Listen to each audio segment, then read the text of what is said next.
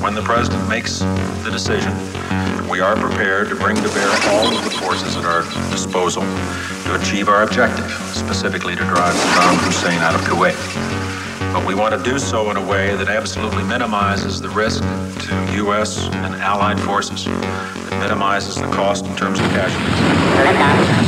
Therefore, the President will make a decision, and we will set the time with respect to the pace of further unfolding of the campaign.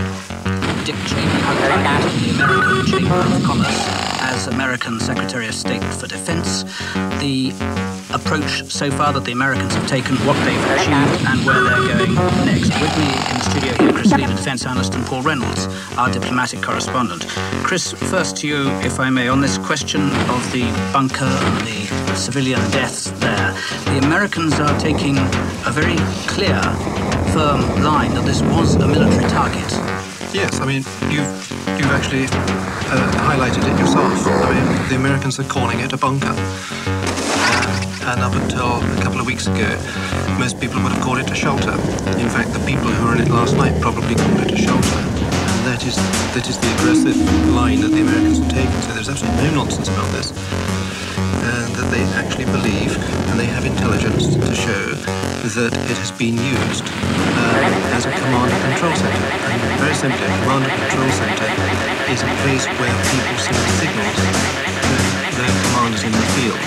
And from that point of view, electronic monitoring and probably some ground intelligence as well, they have decided, especially after it was camouflaged, so that it would be more difficult to see it from the air, they decided that that was the command and control center and therefore a legitimate target. Now, if it was, however, being used by civilians regularly, night after night, would not American intelligence know that too?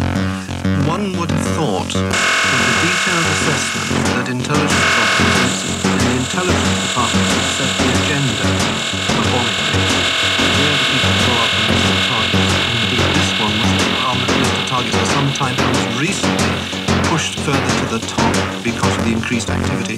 One would have thought they would have paid sufficient attention to know that it was used as a shelter. Now, using a shelter can be obviously, because that's where people would suspect they're going to be air raids. The Americans have said, but it wasn't an air raid siren, so how would we know that people might go in there? Well, the point has been made to us by a little in Baghdad.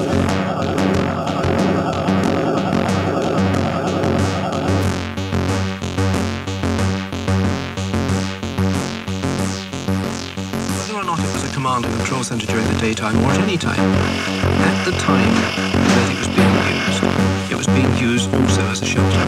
We don't have any doubt about that. And therefore, it would then fall out of the category that the Americans would normally have put it in. In other words, it would not have been on the target list if they had known, according to their standards, if civilians had been there, they would not have bombed it. And so the intelligence system found out. Paul Reynolds, I think I heard you as well saying.